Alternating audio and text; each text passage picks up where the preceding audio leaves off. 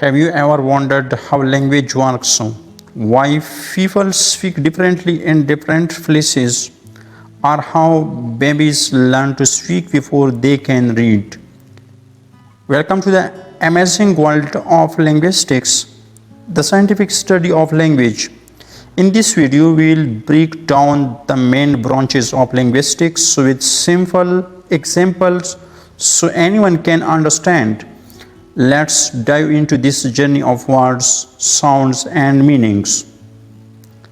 Linguistics is a study of language. It helps us understand how language is formed, how it is used, how it changes, and how it works inside the brain.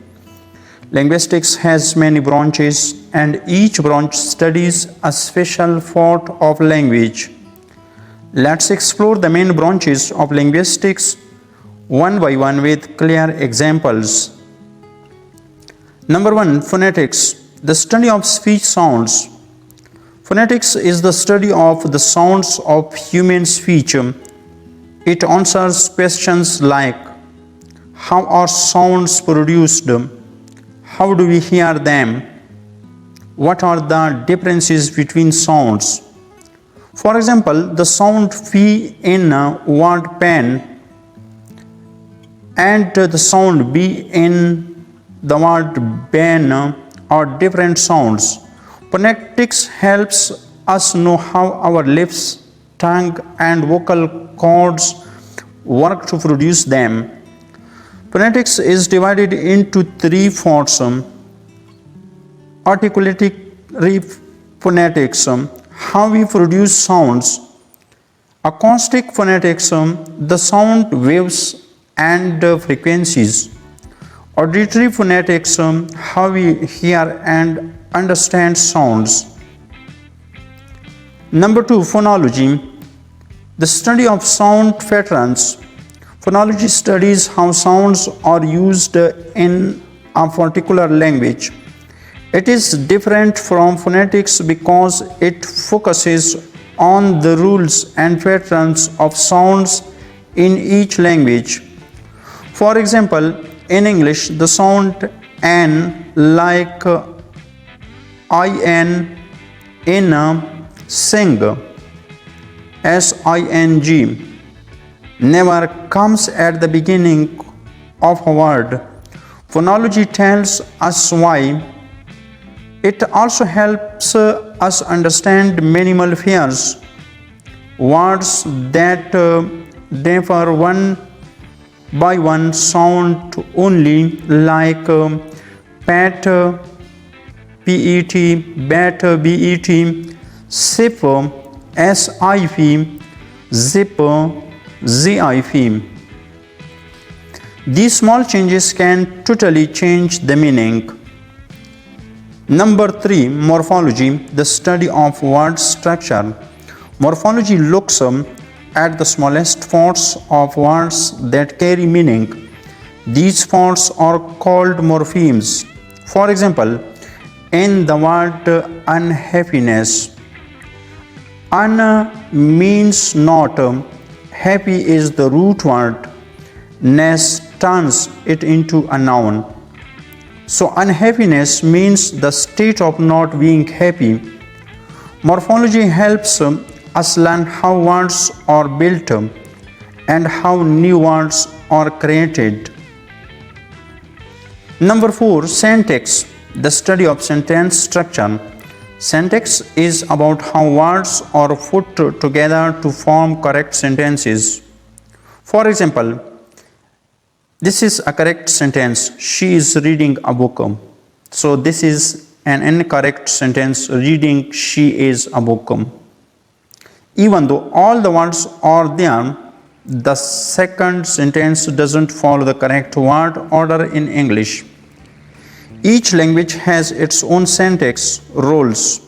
In English, the usual order is subject, verb, and object.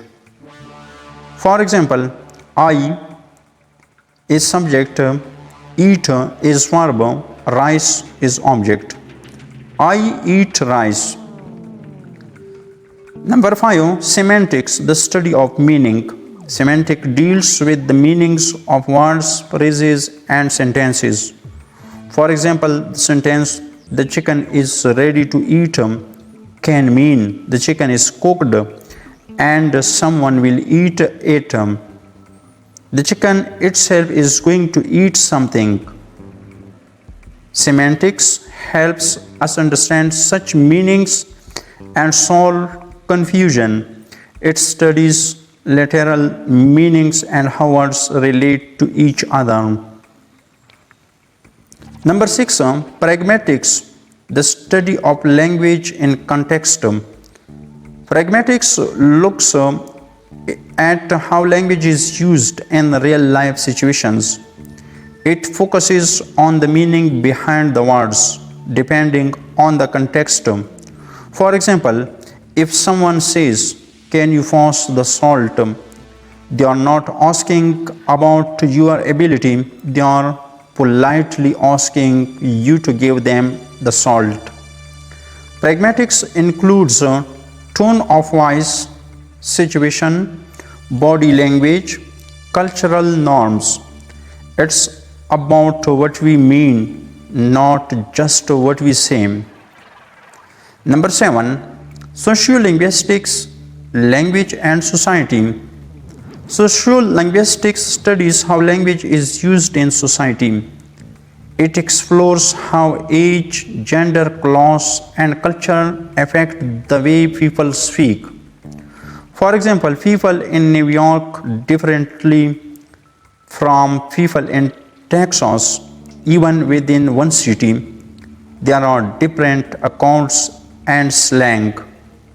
Sociolinguistics also studies code switching, changing language based on who you are talking to. Number 8, psycholinguistics, language and the brain. Psycholinguistics studies how language is processed in the brain. It focuses on how we learn, understand, and produce language. For example, how do children learn to speak? How do we understand someone speaking quickly? What happens when someone has a speech disorder? It connects language with psychology and mental processes. Number 9, neurolinguistics, brain and language disorders. Neurolinguistics is closely related to psycholinguistics, but it is more scientific. It studies the brain areas responsible for language. For example, if someone has a stroke or loses the ability to speak, neurolinguistics studies what part of the brain was affected. It also looks at disorders like aphasia, dyslexia, stuttering. Number 10, historical linguistics, the history of languages. Historical linguistics studies how languages change over time. For example, Old English and modern English. In Old English, Hivet, we Gardena in Gerdagum. In modern English, listen, we have heard of the sphere dance. It shows how vocabulary, grammar, and pronunciation evolved through the years. It also finds relationships between languages. Number 11, applied linguistics, solving real language problems. Applied linguistics uses language knowledge to solve real-world problems. For example, helping people learn foreign languages, creating better translation software, teaching children with speech problems. It includes language teaching, translation, language planning, and more. Number 12, computational linguistics, language and technology. Computational linguistics is about using computers to understand and generate human language. For example, Google Translate, speech to text, chatbots like ChatGPT. It's a mix of linguistics and computer science. It helps create programs that can understand language. Discourse analysis studies of communication beyond sentences. Discourse analysis looks at how people use language in longer texts or conversations. For example, how politicians speak in speeches, how people talk in interviews, how stories are told in books. It studies tone, structure, and purpose of communication. Number 14, stylistics, language in literature. Stylistics studies how language is used in poems, stories, and literature. It shows how authors use words to create style, emotion, and beauty. For example, the use of metaphors in Shakespeare or rhythm in poetry. It connects linguistics with art and literature. Language is more than just words. It is a powerful tool that connects people, cultures, and ideas.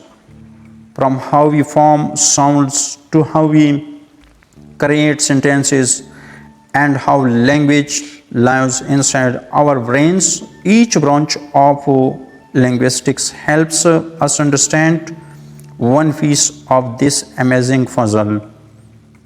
So the next time you speak, write, and listen, remember there is a science behind every word you see and you use. Thanks for watching. If you found this video helpful, give it a thumbs up, subscribe to our channel, and drop a comment telling us which branch you found most interesting. Until next time, keep exploring the world of language.